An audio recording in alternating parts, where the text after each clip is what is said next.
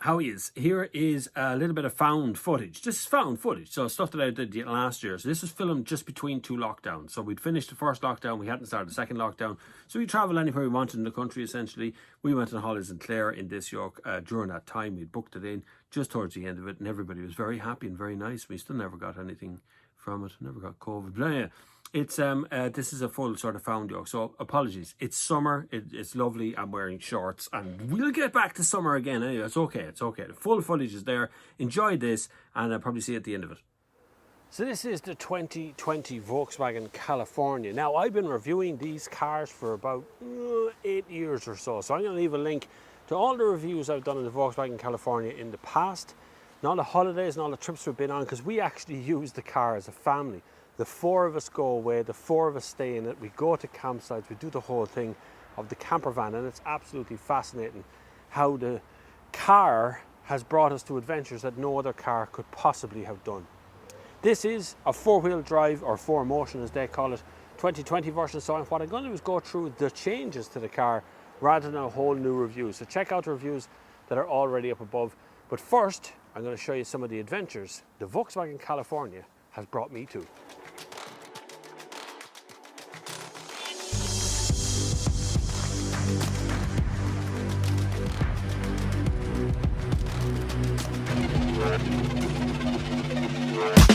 I'll be coming up hot for a minute. Everybody know the drop when I'm in it. I drop the top when I'm in it. Everybody know the drop when I'm in it. Yeah, I go so yo. Everybody know I'm on. You know when the click through to the system is about to be a slow big run. My family are absolutely gone nuts because this morning we're wandering along the Game of Thrones road. My missus back there in the camper van taking pictures of me. I walk along the road here. Today we are going down to, where are we going? Giant's Causeway. So more video from Giant's Causeway we get to.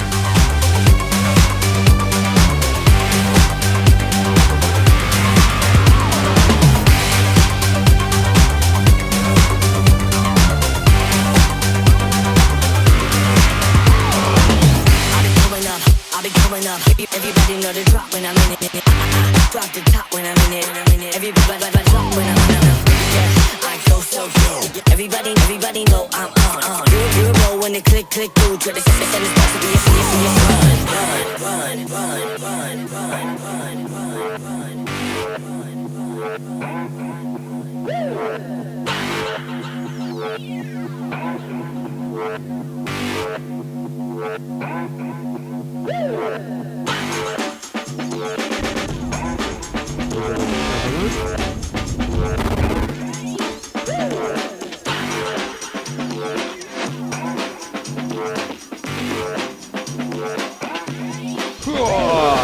Now this is actual Malin Head. You can see there behind me my camper van is as far north. That's my camper van there.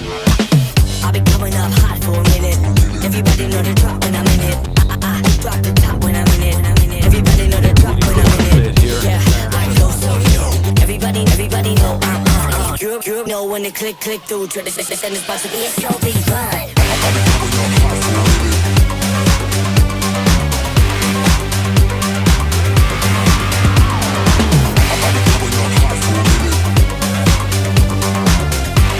These are the lads for the rally that's taking place tomorrow, like all in yellow jackets. Alright, so the best thing to be said about Glencar Waterfall is it's not finished.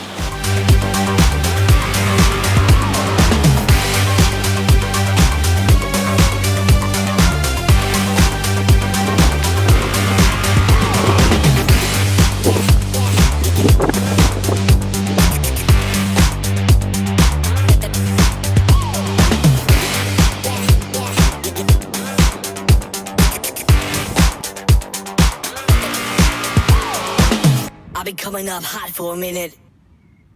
Okay, so I'm going to show you the interior here because realistically this is the bit that changes the most, and actually nothing has changed along here. Realistically, this cupboard system is still exactly the same as it was. It still has those shelves inside. There's no real change there. They've added a couple of little bits and pieces. So what I mean by little bits and pieces, I mean they've made this divider have adjustable divisions in it. That's a big change. That wasn't there before, in fairness. It is actually welcome. what you need.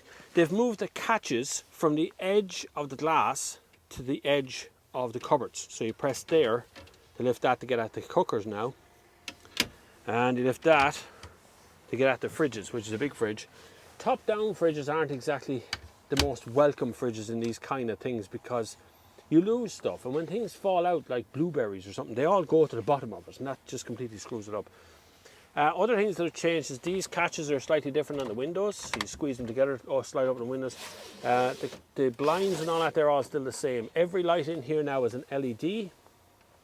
And the leisure battery tells me I can stay with the fridge running and the lights running for between 50 and 60 hours. So that's a long stint. If you want to pull up and do wild camping, in other words, not plug the van into anything, you can stay like that for, let's say, even if you ran all the lights in here and the fridge on maximum and didn't run anything else electric, or maybe charged up some stuff, because there is now USB ports in here and 3-pin sockets as well. If you did all that, you'd probably get 40 hours, maybe 40 to 50 hours. So realistically, leisure battery's incredibly efficient at what it does because those lights draw very little power. And this, over the Grand California, this has a diesel heater. That's vitally important. That's exactly what you need, a diesel heater, lads. I know that sounds like mental to say that we should burn diesel for heat, but we're already burning diesel for fuel, so you might as well burn it for heat as well. And it's very, very efficient. Now, it's a bit stinky is the only problem, but it beats an electric heater because an electric heater would absolutely gobble the leisure battery out of it. And a gas heater, well, that's a naked flame. And you don't want that in a small, compact environment like this. Diesel heaters are not naked flames, so a little bit stinky will do just fine.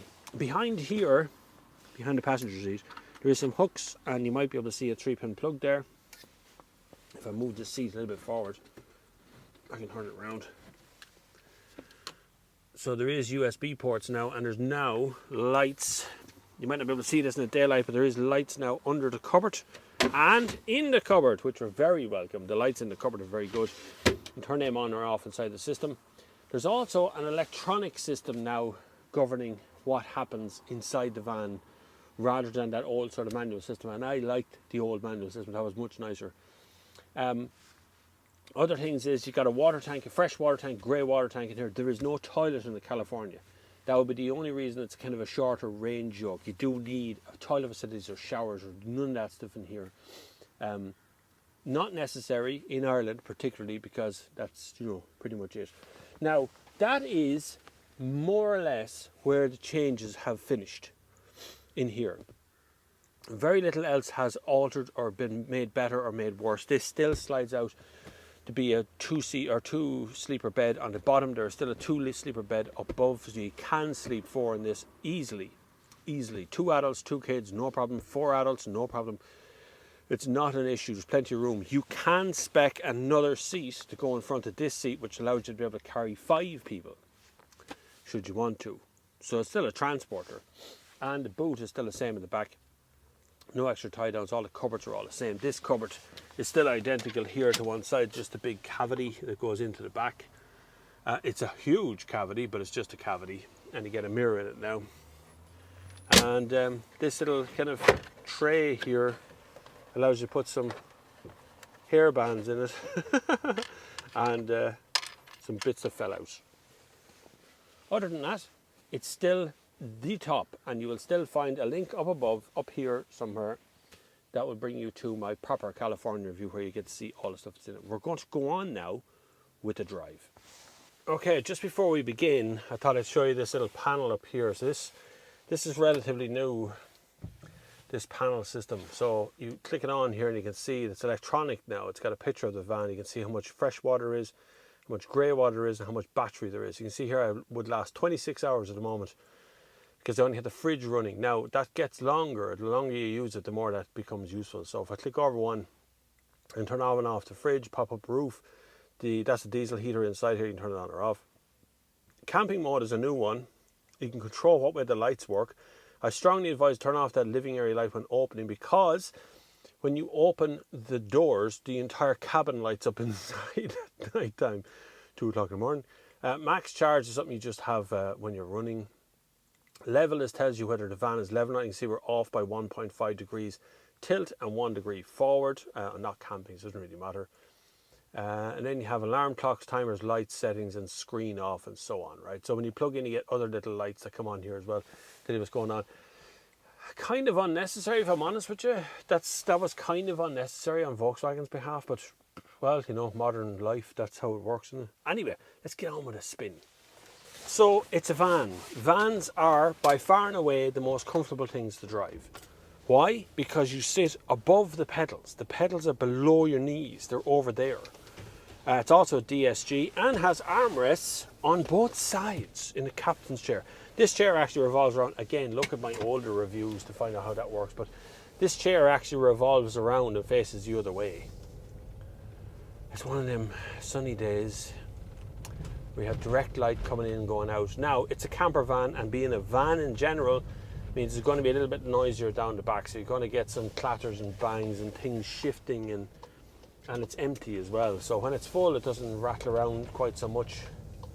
Your personal belongings rattle around a lot, but the van itself doesn't really rattle. So direct sunlight days are always difficult to film on because the bottom half of my body's going to be in perfect daylight and the top half of my body's going to be in dark. So sorry, but we do have 2 cameras, we're alright. Some welcome additions to the van. There is now wireless Apple CarPlay. In this one, it is an optional extra. Apple CarPlay, Android Auto is there.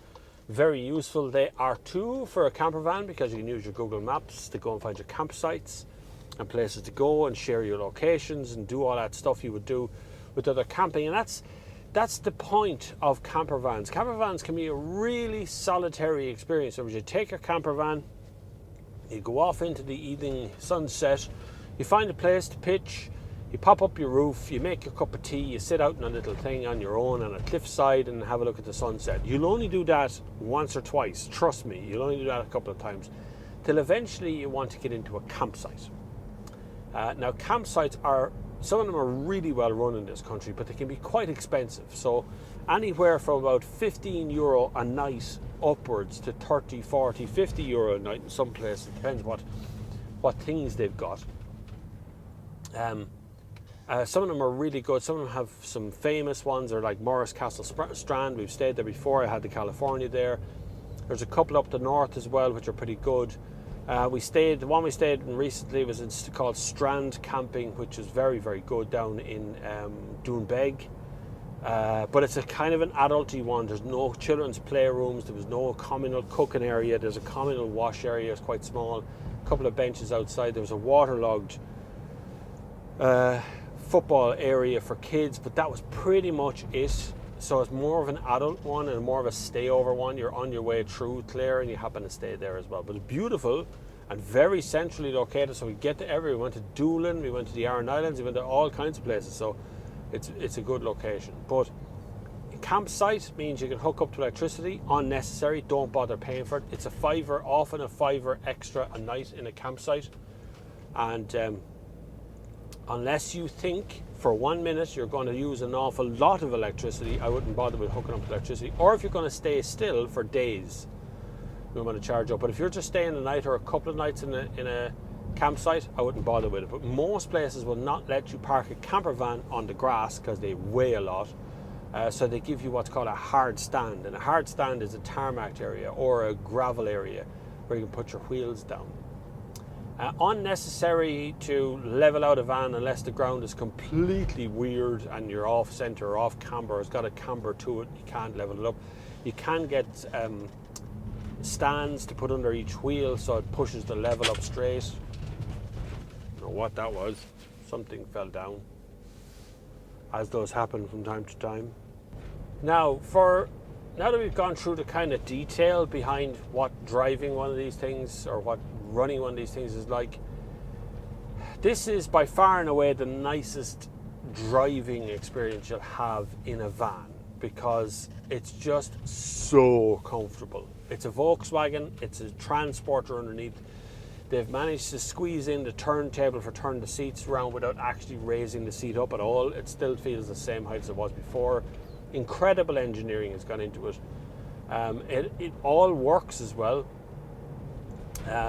Some things came loose while we were out, but you bring a little tool bag with you and you hope you can fix most of that. It's just an incredible experience to be hoovering along the road at 120 kilometers an hour in a camper van. You know, you're overtaking camper vans and caravans and all sorts of stuff. But the big compromise is, of course, the size. It's small. And on a rainy morning, when you're getting up and you're making breakfast with the kids, finding your little space to be able to make breakfast and do things when the seats are up and the table's open, all that stuff, there's the problem. There's the compromise. For 2, it's fine. For 4, it's a compromise. It's a trade-off between being able to park it anywhere, you know, being able to drive into the centre of a little tiny town in West Clare somewhere and just park it and walk away, and people just look at it like it's a van, you know, they're not really paying attention to it. And sleeping, you know, being very comfortable. The bigger it is, the more comfortable it becomes. So the larger vans means you have a permanent bed set up. You're not setting it up every night to sleep in it. And you get a benefit of a toilet, which when you have kids, to be honest with you, a toilet is brilliant when you have kids. Kids need to go to the toilet at the weirdest times of the day and night. Just saying, you know, having a toilet and a shower in your van would be handy. There we are, we're in the dark now. Look, congratulations. Anyway, the other benefit of having a Volkswagen of this kind, a camper van, means that I am now accelerating all the way up there to 120 kilometers an hour, no effort whatsoever, and I have a fridge and I can stop and make tea if I wanted to. I also have active cruise control. Yep, there you go. Active cruise control is now engaged, and now I can sit back and while away my time on the motorway like I did yesterday, driving from the cliffs of Clare to Portlaoise well, we took a couple of breaks along the way, but more or less one little spot. Just use the active cruise control to do that. Fuel economy isn't great, to be honest with you, but you are driving a big slab of a van and it is quite heavy. You're talking about 9 litres, our lovely Gardaí up there trying to catch people speeding. You're talking about 9 litres per 100 kilometres in general. It's a 4-motion as well, so you're going to lose a little bit on that, you know, because of the 4-wheel drive. Makes it a bit heavier as well. My advice would be to get the lower spec, electric roof, but lower spec California 2-wheel drive in a manual if you want to save money on fuel. That said, I did 675 kilometers to a tank of juice, and then I put some fuel in it, and now I've gone in total 833 kilometers. And that's pootling about all over Clare, along with 2 motorway journeys, 3 motorway journeys, because I drove the car down to Portlaoise in the first place on the motorway. So, you know, you really do get in the miles. Anyway, for a more detailed sum-up review of bits and pieces in the van, look at the other reviews. They're there.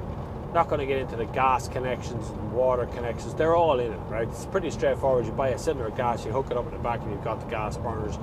Water just goes into the water tank, and the pumps are running whenever you want them to be running. They're brilliant. It's very straightforward. You throw out the wastewater in a proper disposal area. Remember, you're carrying grey water, which means you have washing up liquid and food particles in it, so you don't want to just dump that on the side of the road, okay? Act responsibly.